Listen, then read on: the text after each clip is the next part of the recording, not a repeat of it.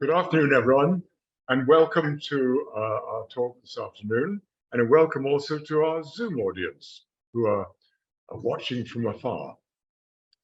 It's a great pleasure to introduce Jane Clayton to you.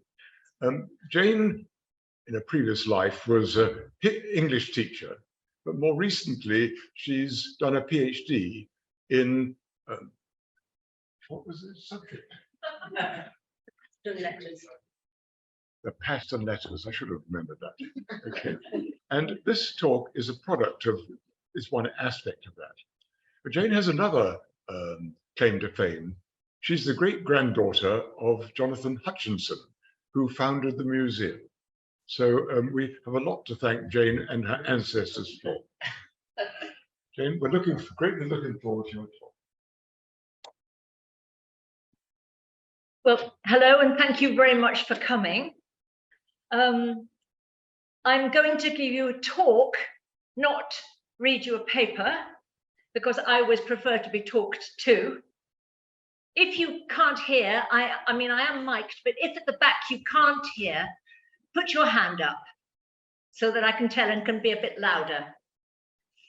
I'll start you off with the picture. The picture is not of the Paston family. My title, as you can see, is Love and Marriage in the Late Middle Ages, as revealed in the Paston Letters. But in fact, we have no pictures of the Paston family. So I've just downloaded some pictures of the medieval period to illustrate the talk. An American medieval historian of my acquaintance, she refers to this as eye candy. So there you start off with your piece of eye candy.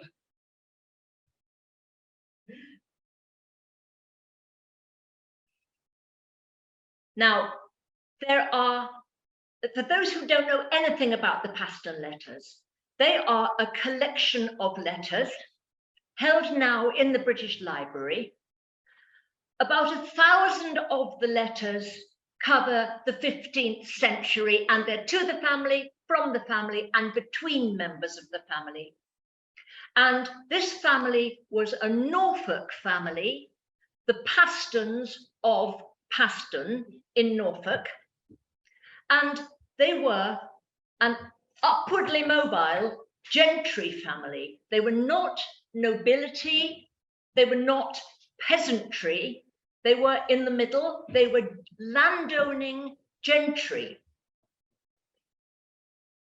Which moves me on nicely, my next slide, because this shows you William Paston at the top. Now, William, who is the grandfather of the family, his parents were peasants, very small farmers, but he was the only child. His father's sister was married. They had no children, so all the family was funneled into William's education. All the family money went to educate William. The family benefited. He was educated in the law. He became a judge, and he bought land. So he bought into the gentry, the landowning gentry, and he married Agnes, who was an heiress, so he acquired more land.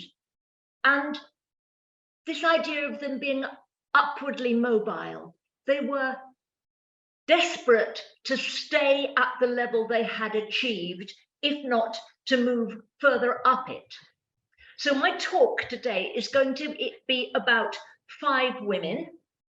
You can see Agnes there, but oh, no, oh, I pressed the wrong button. Sorry. Never mind. There we go. Margaret Mortby, her sister-in-law, Elizabeth Paston, her daughters, Marjorie and Anne Paston, and her granddaughter, Constance. These are my subject material, and it's love and marriage in their lives. Now, women on the whole are not important in the Paston Letters. Most of the Paston Letters are between men They're concerned with business affairs. They're concerned with politics, not necessarily national politics, occasionally national politics, but mostly personal politics, what's happening, what's going on, who's selling what to who, who's bought what. The women are quite peripheral. Many, from the 1,000 letters written in the 15th century, Agnes wrote about 11. Marjorie, our main character, think of her as the mother of the family. Marjorie wrote 106 letters, but she didn't write them. She used a scribe to write them. She could probably read, but almost certainly she couldn't write. And the daughters, Marjorie, Anne, and Constance, we have no letters that they wrote at all. And I won't go into that too deeply. We just don't know why we have none. Maybe they've just been lost. Maybe they weren't allowed to write letters. Writing letters was expensive. We have no letters from the daughters. But probably Margaret gains in importance because almost certainly she was the collector of the Paston Letters. She, after her husband died, she exhorted her son to keep his letters because they might be useful in a court case. This was really the reason.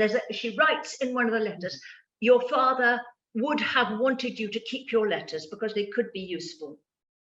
You may notice here, rather unhelpfully, that all the men appear to be called John. John Paston was married to Marjorie. Her eldest son was called John. Her second son was called John as well. So they're referred to as John 1, 2, and 3. Nowadays, that of course is modern. They weren't referred to as John 1, 2, and 3 then. But probably this is because their godfather, each of them had a godfather called John. That tended to be the pattern, that your Christian name was taken from your godparent.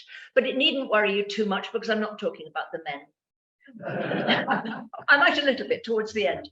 But I'm thinking in terms of the women, of their gentry status, of love and marriage, and the importance of the women being to do with making a good marriage. That's really what girls were for.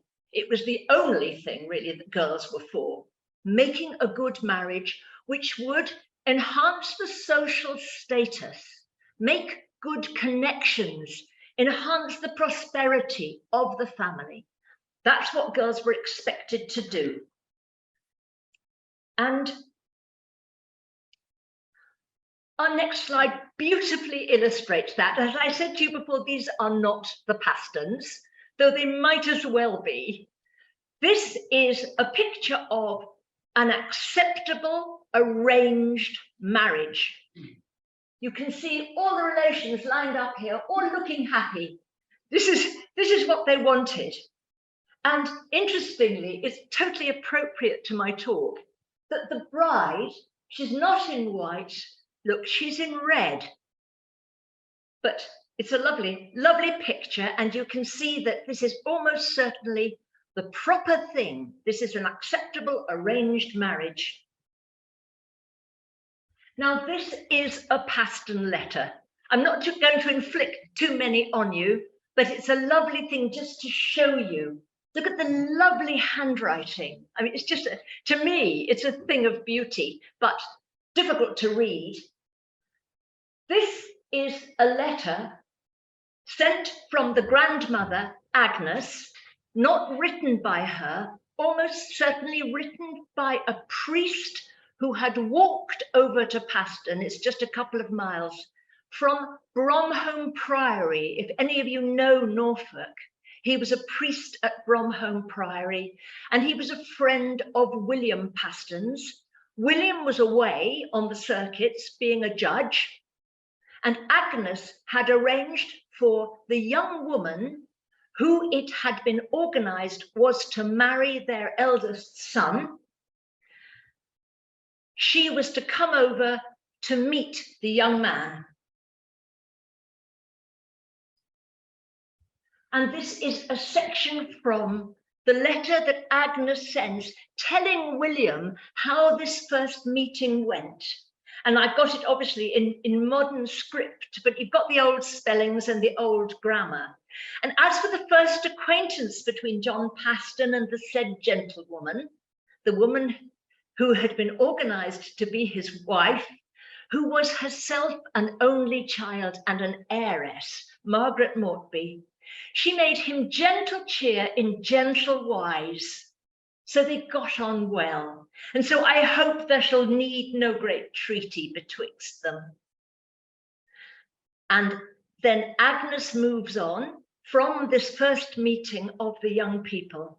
The parson of Stockton, who was going to marry them, told me, if you would buy her a gown, almost certainly William was in London.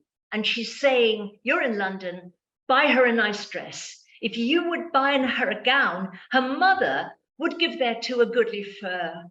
The gown needeth for to be had. Get on with it, do it, buy it. And of colour, it would be a goodly blue or else a bright sanguine. So a nice bright blue or bright red.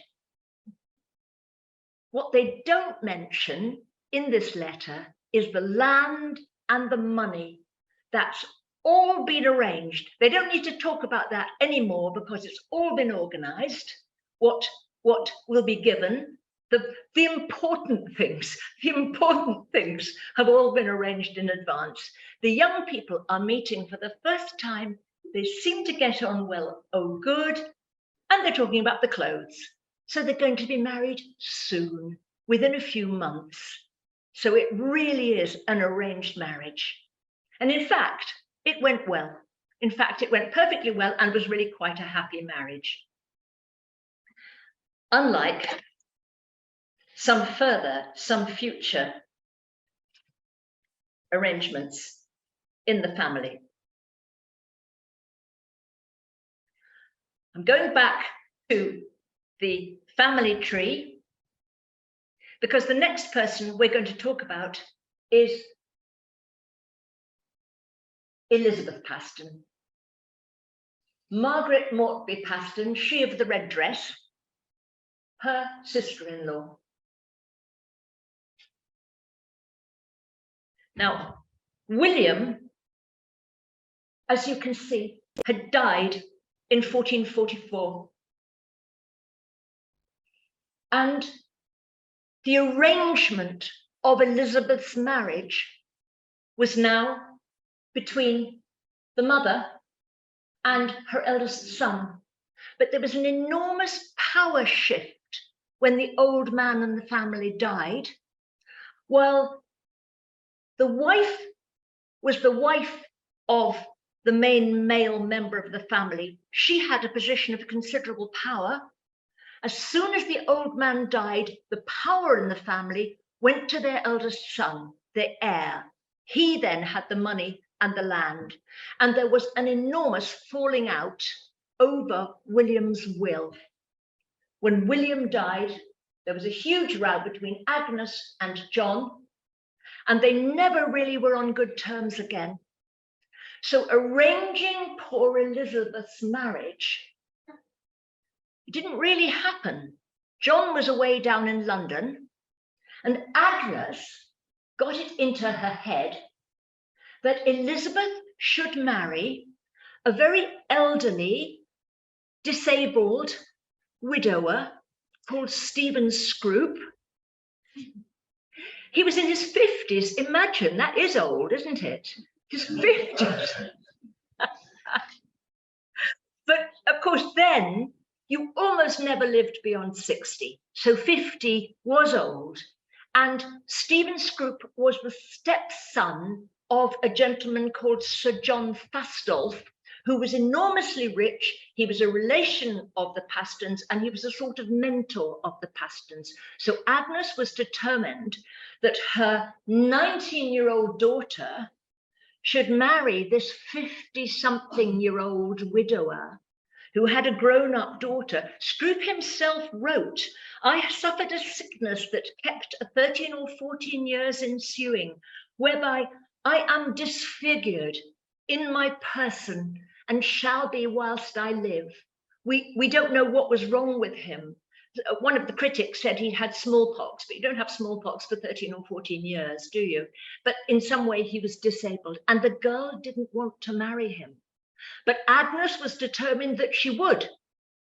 So she locked the girl up in their house in Norwich and didn't allow her to see anybody. She wasn't allowed to speak to anybody, not even the servants. The only person she was allowed to speak to was her confessor, Father Newton. And she managed to smuggle out a message via Father Newton to a family friend. The family friend was Elizabeth Clear. And the message said, please will you write to my brother in London, my brother. Oh, I just did it again. You can see what's coming now, can't you? You can see it from the picture.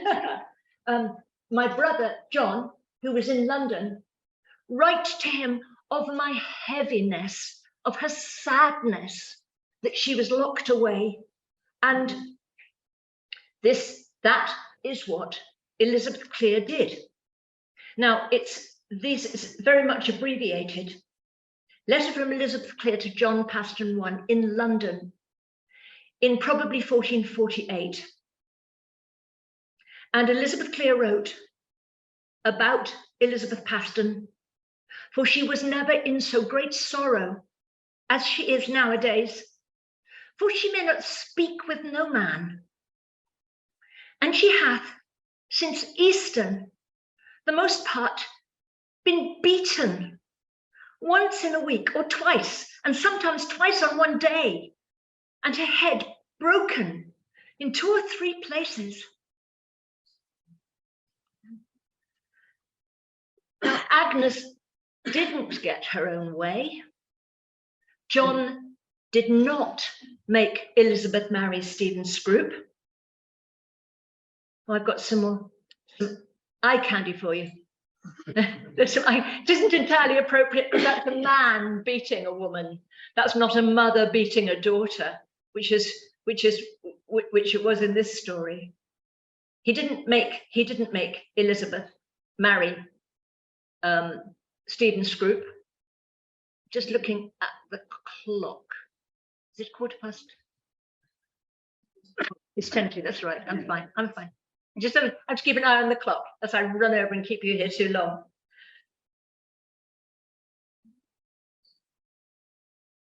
I'm not going to go on about the rest of Elizabeth Paston's life. She didn't marry Stephen Scrope. You can ask me in the questions at the end, otherwise I shall be running late. I'm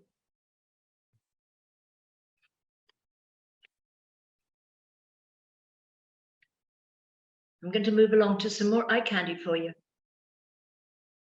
This lovely picture, which is not entirely appropriate to my story, but never mind. I'm moving on to my third woman. So we've had Margaret with her proper arranged marriage.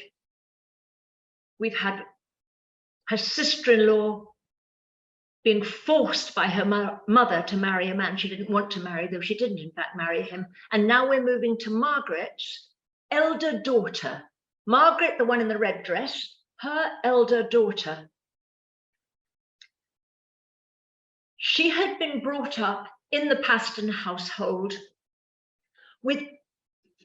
surrounded really by men who were in the Paston's employ.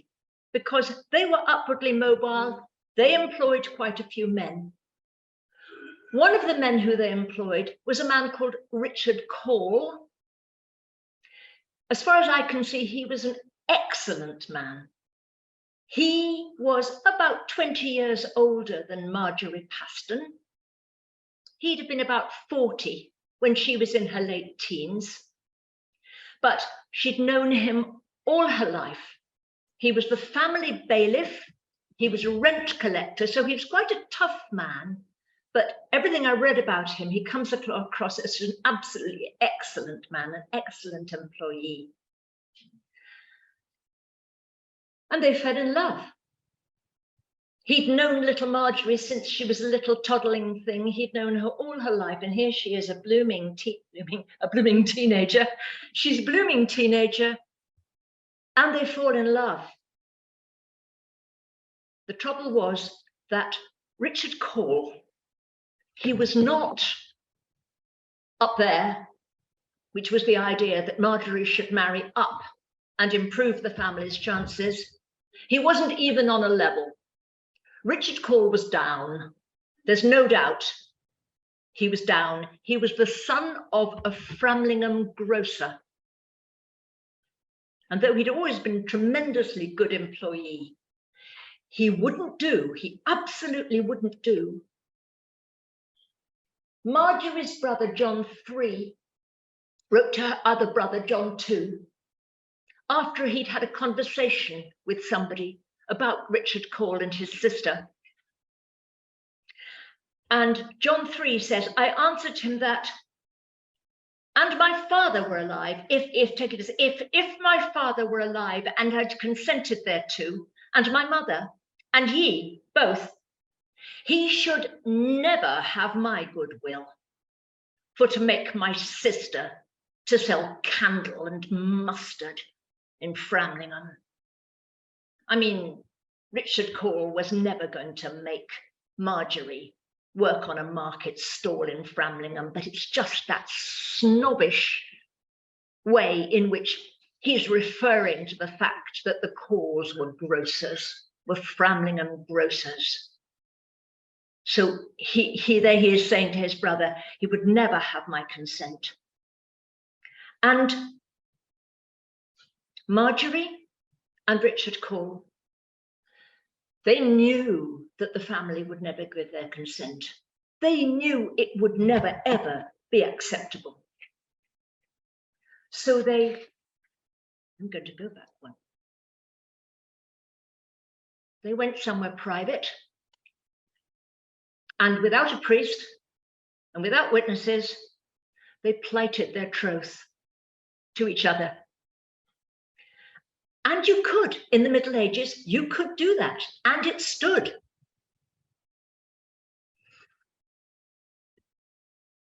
When Richard Cole told Margaret, Marjorie's mother, she of the red dress, we've had her before in the red dress getting married, when she discovered, she was absolutely furious, absolutely furious. Marjorie had thrown away her one chance of advancing the family's interests.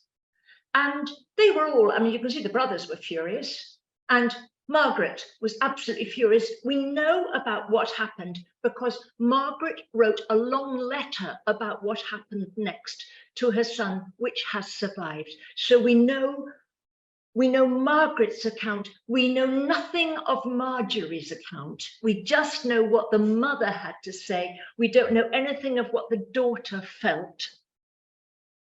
But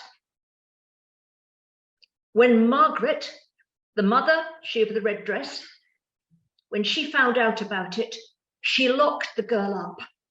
Again, they're good at locking their daughter. Lock up your daughters. We don't know how long she was locked up for, but long enough for Richard Cole to write to her a letter that was intercepted and which has survived. It's a lovely letter. He is just lovely. He says to her, I should have included Richard Cole's letter, but he said, I know what you're suffering. He more or less says, hang in there, girl. Tell them the truth. Tell them that we are married. He said, they will not damn their souls for us. He was saying, in the sight of God, we are married, and they won't be able to really interfere with that. They will not damn their souls for us. And he says how sad he is that her mother is so upset, how much he thinks of Margaret, how much he thinks of Marjorie's mother, that he thinks very highly of her. He wishes she was not so upset. It's just a lovely letter saying, he says, I wish I could take on myself all that you're suffering. I wish I could be suffering it for you. He just comes across as, I'm in love with Richard Cole. I think he's absolutely lovely. lovely chap. The girl was locked up. The family, the Pastons, they went to the bishop. They went to the Bishop of Norwich. They went to Bishop Lyot, and they said, "We want this annulled. Annul this wedding. This can't be. This isn't a proper wedding. Annul this wedding." Bishop Lyot said, "Send Marjorie to me. I want to interview her. I want to know what actually happened." And they wouldn't. They wouldn't send the girl to start with. And in Marjorie's letter says that on pain of cursing. So obviously the bishop had to threaten to curse the Pastons to make them send her. In the end, they sent her. And Bishop Lyot questioned her. First of all, he made a big deal saying to her, "Look how good your family are. Look, your family love you. They'd do anything for you. Look how you've upset them." And then he asks Marjorie what she had said. He asked what had happened in their secret marriage. The bishop said, now this is a letter from Margaret Paston, so this is Margaret writing, this is the mother writing to her son. The bishop said that he would understand the words that she had said to him, to Richard Call, she being Marjorie had said to Richard Call, whether they made matrimony or not. And she rehearsed what she had said and said, if those words made it not sure, she said boldly, now this is her mother, it's the boldly has been put in by her mother. She said boldly that she would make it sure or that she went thence. So the girl says, this is what we said. But she said to the bishop, if that doesn't stand, tell me what the words should be and I'll say it now. Because, for she said, she thought in her conscience, she was bound, whatsoever the words were. So even if we didn't say the right words, I'm sticking with it. I'm bound. This is Margaret's letter. Margaret's letter goes on to describe her. These lewd words upset me so much when she hears that the girl had said this, these lewd words. And Margaret then gives instructions that if Marjorie comes home to their house in Norwich, she's to be turned away. And it isn't actually stated, but it's fairly obvious. Richard Call was employed by the family. He probably lived in a tied cottage or something. He was sacked. So Bishop Lyot arranged, and Margaret, in the same letter, she said, make sure that everybody else closes their doors to them. None of our friends are to take them in. So Bishop Lyot arranged for them to go to a nunnery. And if any of you know Norfolk, they went to Blackborough Priory, which was a nunnery south of King's Lynn, right over on the western side of Norfolk, a long way from Paston. Paston was on the east coast. The couple were sent, it's like, get thee to a nunnery, get thee to a nunnery, get thee both to a nunnery. So off they were packed to this nunnery, and we don't know, it's such a fragmentary story, you know, you have little snippets about this and that, but often you never know the ending of stories. We don't know how long they were at Blackborough Priory, but she had 3 little boys. She may have had all her 3 little boys at the Priory, and then Marjorie simply disappears out of the story. We don't know whether she ever made up with her mother. I suspect she died having the 3rd little boy, but we just don't know. She just disappears out of the story. And 10 years later, there is Richard Call being employed by the family. But there were some years probably at the Priory, because in the Priory records, they keep a record of which nuns have which job in the nunnery. And there's always a woman's name, if you see what I mean. And then suddenly there's Richard Call as the cellarer at Blackborough Priory, as the cellarer, in charge of buying the foodstuffs and in charge of the supplies. So he was employed. He was an excellent, able man. He was employed by the nuns as their cellarer, and we also believe he bought land while he was around there. So they may have been there for some years.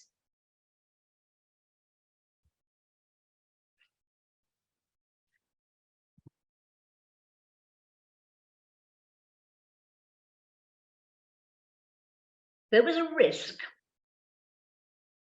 that this might happen again, because the Pastons had another daughter. And indeed, there's just a snippet in a letter about Marjorie's younger sister, Anne. The Pastons employed all these men, these young men in their service, one of whom was John Pamping. Now, John Pamping was a gentleman. He wasn't a very superior gentleman, but he was in the Pastons' employ. He certainly wasn't a grocer's son, but it's quite clear from this little snippet in the letter that Anne had fallen in love with John Pamping, because, again, the two brothers are hard on their sisters. John Paston II to his brother John Paston III, this is 4 years later. But among all other things, I pray you, beware that the old love of Pamping renew not. This is about Anne. This is about their sister Anne. Beware that the old love of Pamping renew not. He is now from me. He'd sacked him. They'd sacked him and sent him away.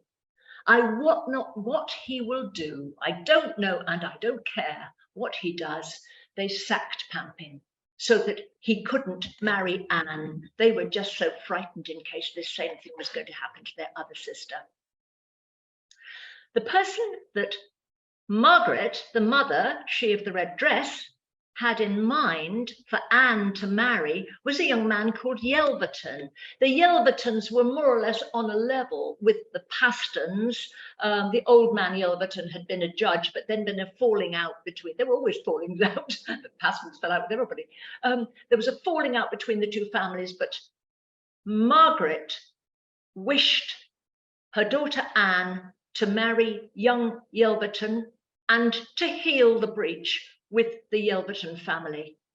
The boys suggested that Anne might marry Edward Bedingfield. I don't know if any of you know Oxborough in Norfolk. It's the place with the moat right round it. It's a National Trust house in Norfolk. Edmund Bedingfield built that. The boys thought Edmund Bedingfield was a friend of the boys. But Margaret wanted her to marry Yelverton. And in this same letter, we have this little cast Yelverton in a delightful light. As for Yelverton, he said but late that he would have her if she had her money, and else not.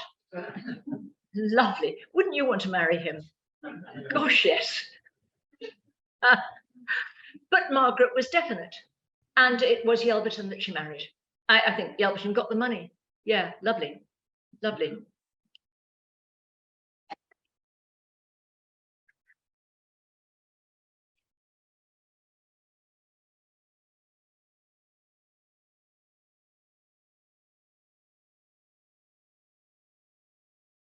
I'm going back to the family tree. So we've done Margaret, we've done Elizabeth, we've done Marjorie, and we've done Anne.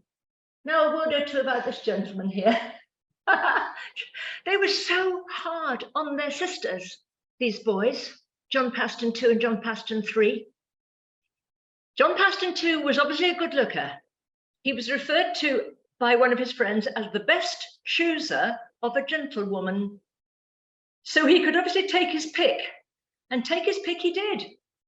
Because in fact, we have surviving 2 letters from mistresses of John Paston II.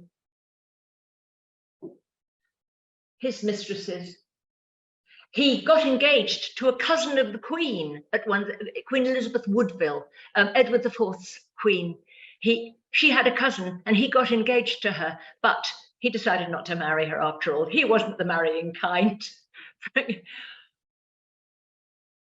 One of John Paston II's mistresses was called Constance Renifrew.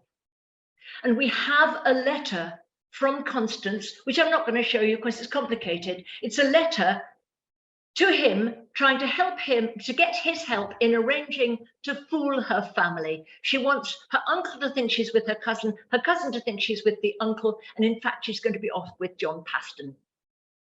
So she was probably in her teens. He was 36. He'd been everywhere. He knew everything. And she was probably an extremely pretty teenager. We don't absolutely know that. But we know nothing else about Constance Renifrew. We have this one letter from Constance Renifrew arranging this meeting. It's quite clear from the letter that she is a gentlewoman. She's not a servant. There's another letter which is from a servant mistress of John Paston, that she was a gentlewoman. But we do know that eye candy for you. That really is eye candy, isn't it? That really is eye candy for you. We do know that she bore John to a child.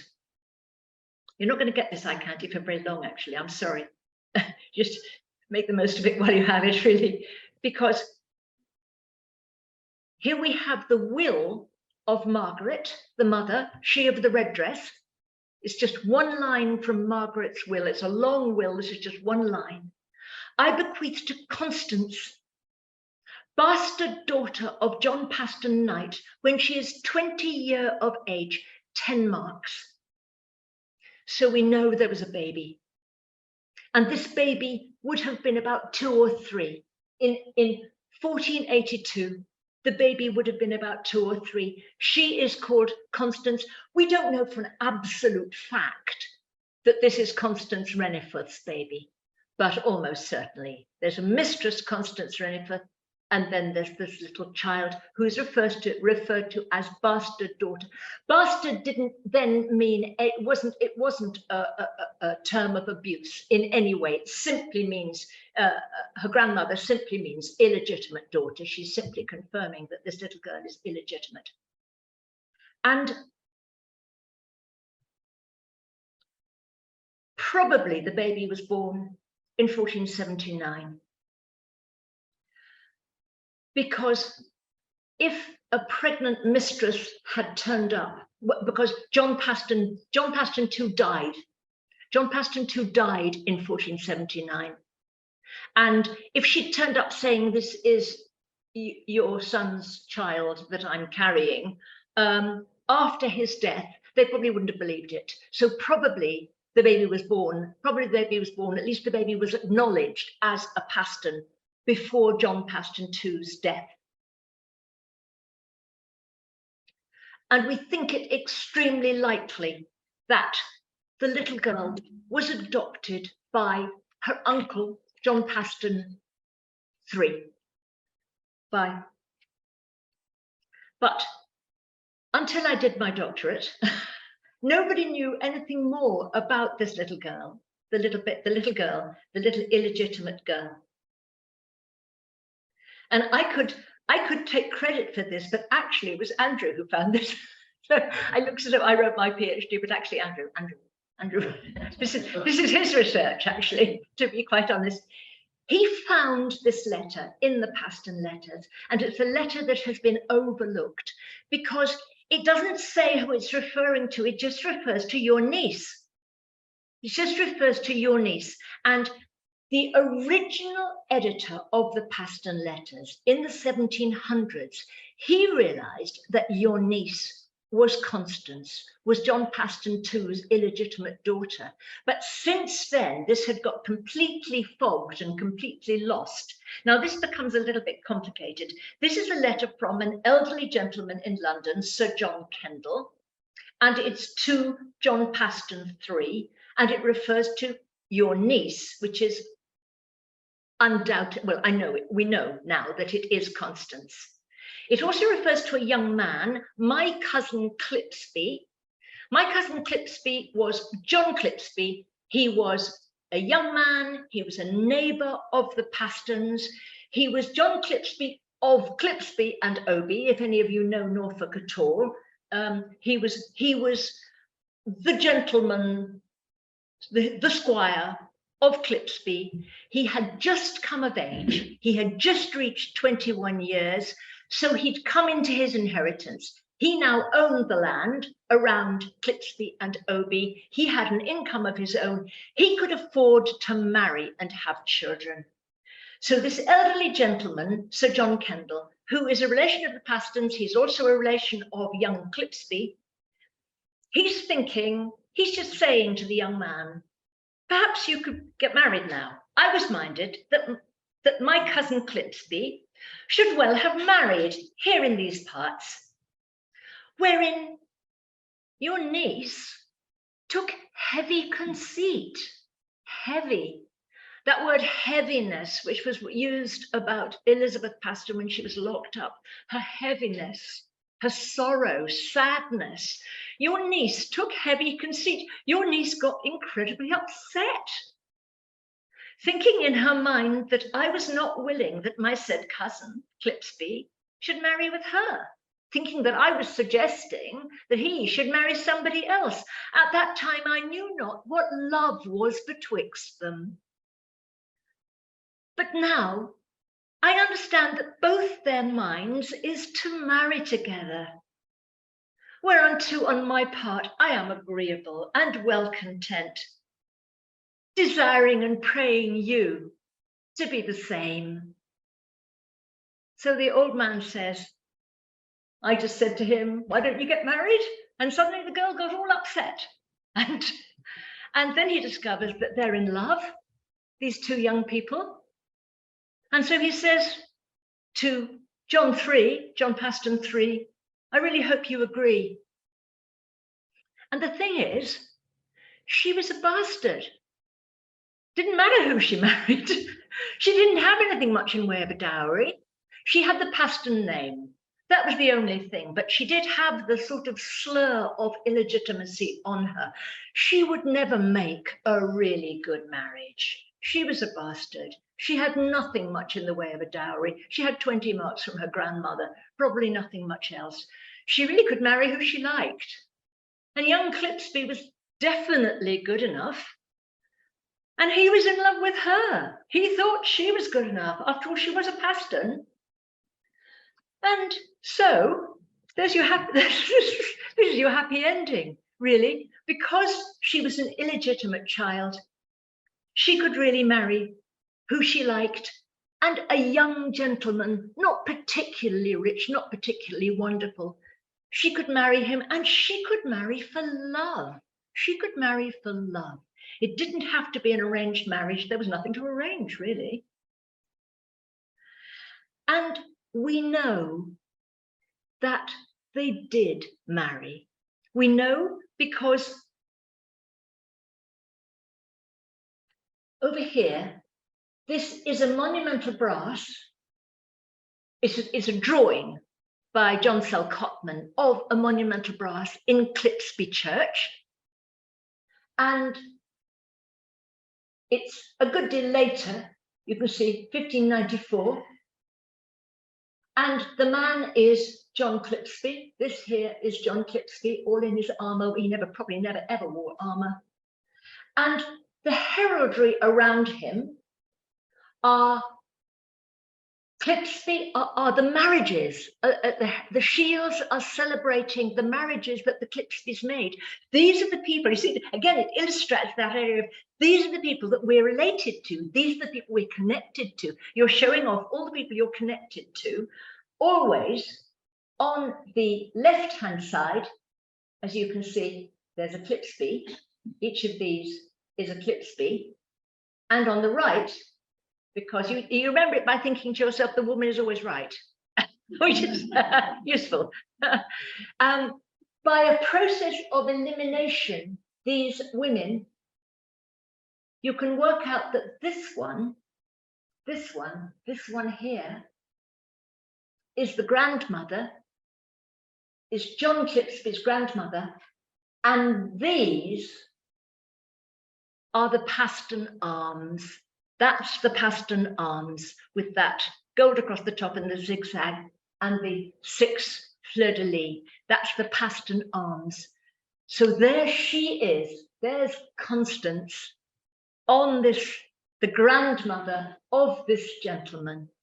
And I was sitting next to a churchwarden. I'm going to stop now. I was sitting next to a churchwarden at a conference, and she produced this picture.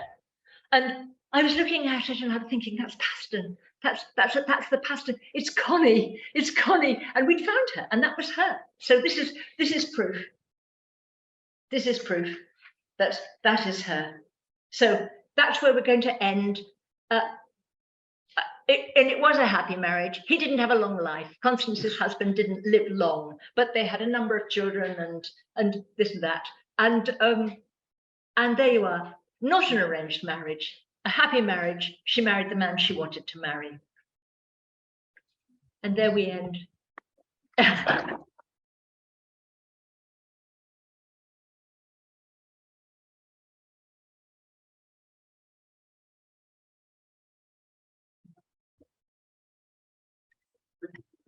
I think we've got time for some questions. Would someone like to? Yes. That was really fascinating. Thank you very much, Jane. Halfway through, you mentioned this business of writing your trip. Yes. And I wonder whether anywhere in your research you came across the variety of forms of words that could be used No. to convince the gentleman of the cloth that you had actually really done it. I don't know, Lorna. Sorry, good answer. Can you repeat?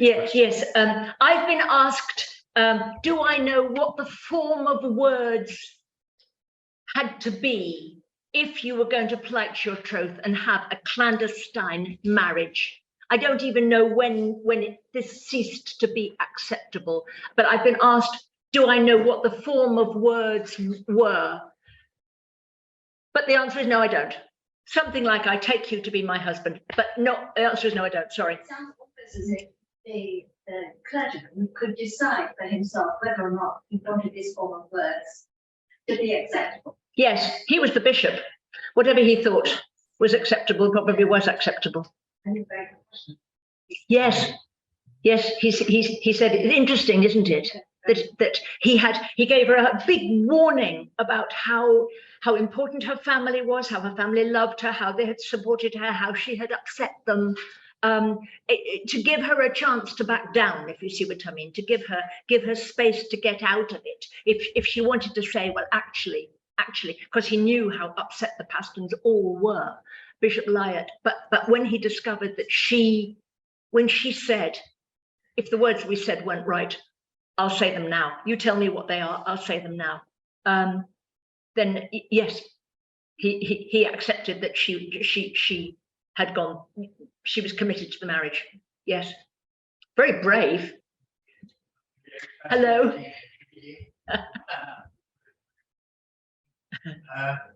Was there any such thing as Gretchen agreed that time that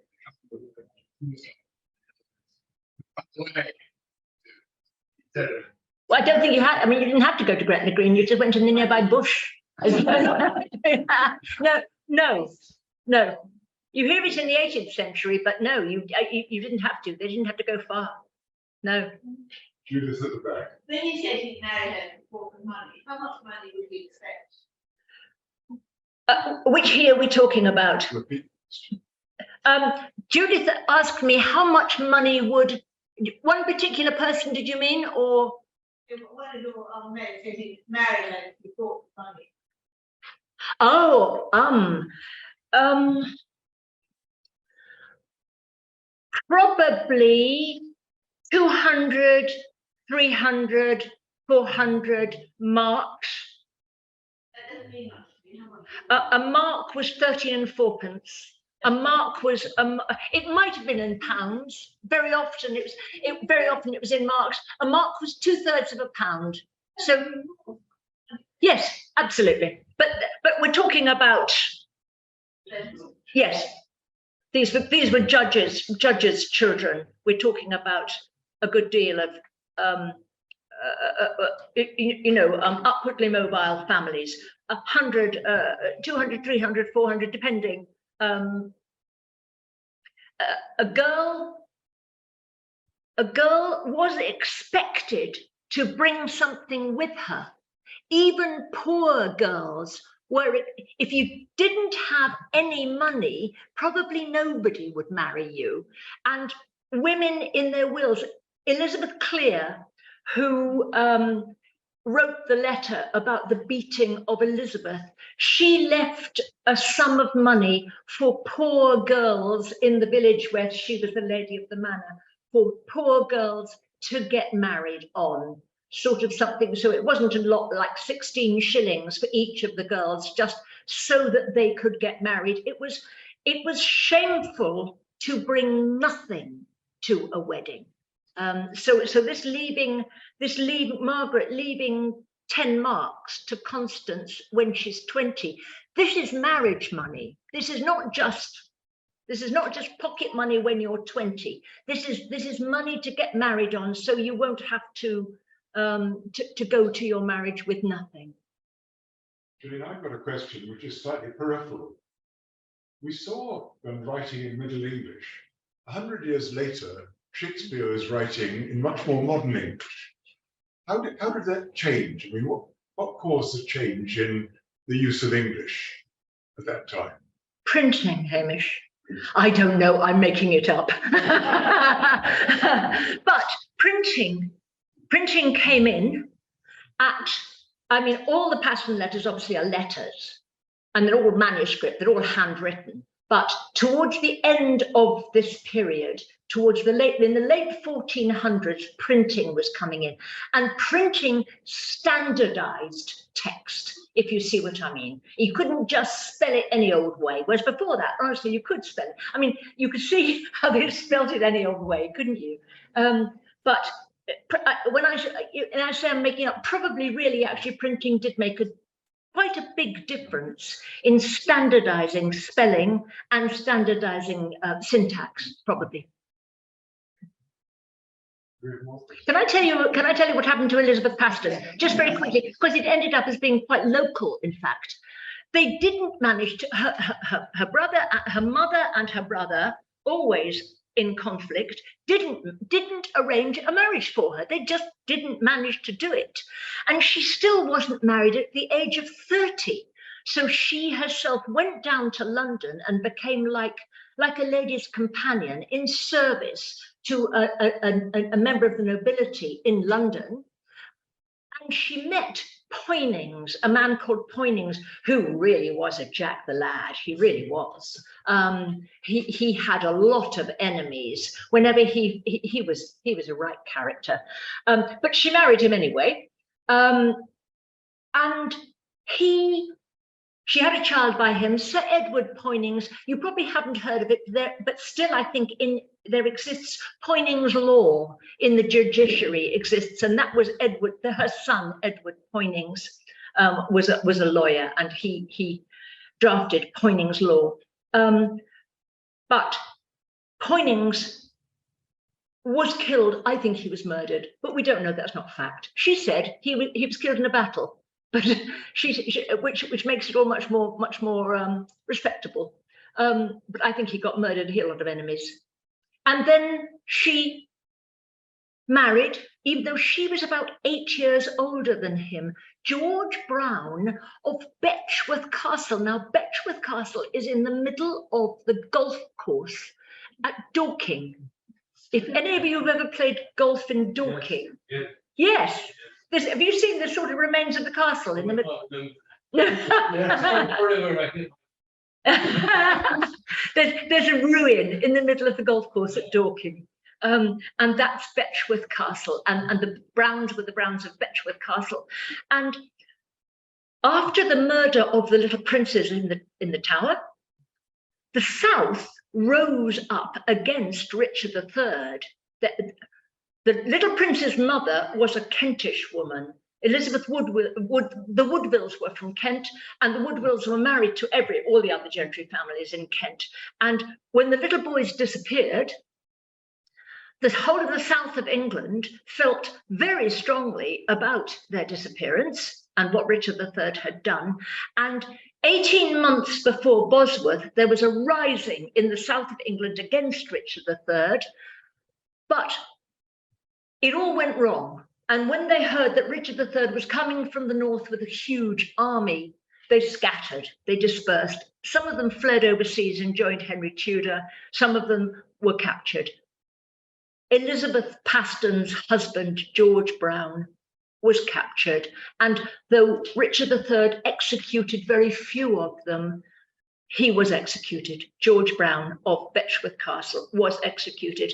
And she asked to be buried with him. Now, whether he had his head when she was buried with him, I mean, whether the head went on London Bridge, whether the head was ever, who knows? I don't know whether that was ever, but she obviously loved him because she wanted to be buried with him. So she did have a mixed life. Her son's land was returned. Richard III, when he was executed, all their children's land was taken away from them, but it was all returned when Henry Tudor became king, when Henry VII became king.